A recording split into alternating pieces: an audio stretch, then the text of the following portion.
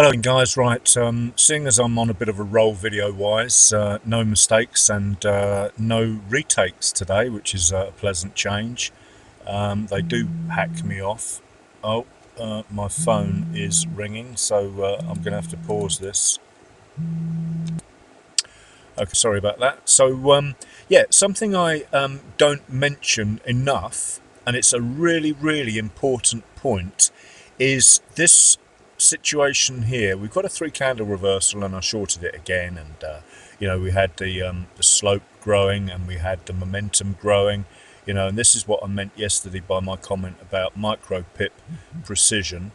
If we hover over there, we will see the low of that RSI histo bar is 220469, and if that bar is exceeded by 1 micro pip, in other words, if that's 22.0470, I would be happy to trade that short, providing everything added up. As it was 246038. 24, just double checking, because it's notorious for not giving us the right numbers. 220469, 2206,038. So that's good enough for me. That's a growth in momentum. The TMA slope agrees as well, quite markedly, a different strength to the previous one. So bust, pullback, break and close down. That's the close of that bar below that bar, combined with the 3CR is beautiful. But the point of this video is none of that. It is the fact that there is no high of a candle below us. We have no resistance whatsoever in our way. Support, yes, but I'm not so bothered about the support. I like this scenario here, even over here, see, there's a difference. You've got a high of a candle there that has not been closed through. Price collapsed, but what I'm trying to say is this unusual situation here is another box to tick, and it is more obvious on the 15-minute, really obvious. Here now you can clearly see, in that past one as well, we could clearly see on that 15-minute broken through any recent highs. We're not trading into a resistance that could act as support. Here, clearly, there's a large candle there and a monster engulfing buying candle, and it's an outside bar as well, but that's beside the point, because traditionally that's bullish. But in this instance, it's showing us that in hindsight, of course, it could have just continued up. It's showing us that the algos are faking in the buyers,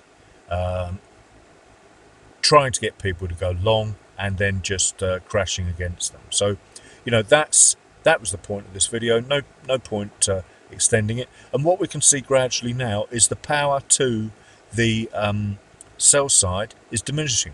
We're making lower lows on the price, yet we're making higher lows on the momentum indicators. A good sign that this now is potentially bottoming out, for want of a better description. And although we're below these monster levels here on the line chart, all hidden a little bit behind the FXI pivot, so we could get rid of that. Oops, didn't want to do that. Delete, please. And we could even get rid of the dragon, although actually the dragon was interesting as well, because the price was testing the dragon on the 5-minute chart. Look at that, tested it, went down, tested it, went down, and now you could you could add all sorts of different tactics to your trading. You say, okay, yeah, we could when it's like this, we could trade it up. When it's like this, we could trade it up. But you devise your methods using price action. Notice on the 5-minute, that divergence short term here to here is actually, well, no, that swing there. I was going to say these two here. There is no divergence on these two here, but that swing lower, this swing lower, but this is higher. So divergence is still visible on that chart. So yeah, it looks like now we are potentially hitting an area, and we couldn't see it closely, but way over on the left you can clearly see that's a flip zone there. And Katie mentioned this, her levels and whatnot don't look the same as mine. It's because I do throw them on and then I tighten them up, and we've got a flip zone going on here as well, these highs, and I put them on these levels because notice the wicks there. This is more likely to be the line chart. You can either put a 1 MA on your charts behind your candles to see that, or you can sort of wing it like I do. So we're bouncing off this level now. If we go back to the lower time frames, always be aware where you are in your lower time frames.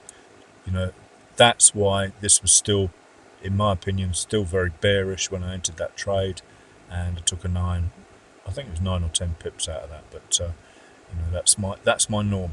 It, as Sod's law, if I go for 12 or 15 pips, the amount of times I get myself in trouble and have to close with 1 pip or whatever profit, I always try to close with a profit. I don't let them draw down on me, but get too greedy.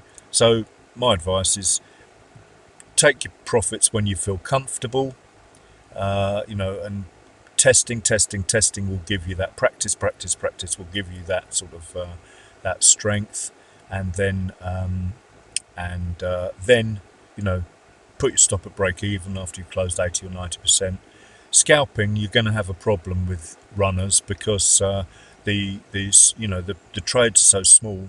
With a 2 or 3 pip spread on this, which is variable, you're going to get stopped out after a 5 pip pullback or whatever, which makes life pointless giving back. I mean, jury's out whether I'll ever continue with split trades. I think I'll just close them 100%, or close them at 99%, so I can just watch the last 1% go.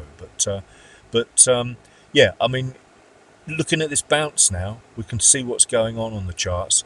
Where are we in relation to the hourly chart? We're 38 minutes. What are we? 20. Yeah, so we've had 20 minutes of the hour gone now, 40 minutes to go, and it's starting to retrace. So if we looked at the 30-minute, you can clearly see, we're starting to look a bit weak to the downside. 30-minute is creating a pullback.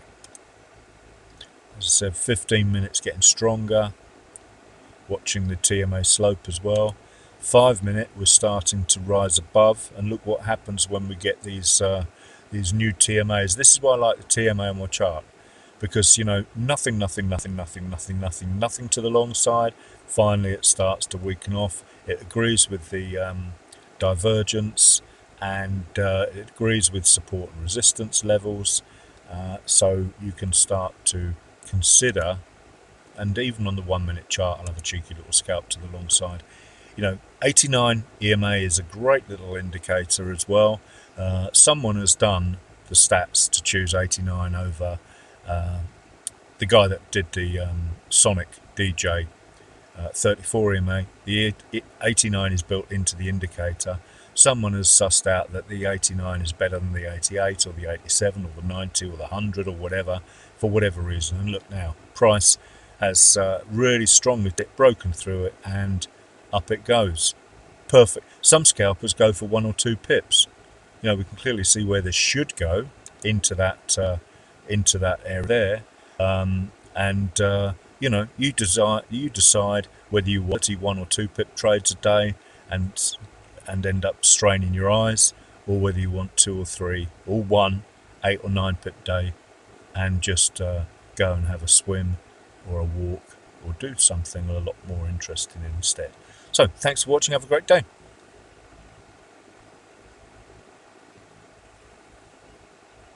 Sorry, I got distracted then momentarily.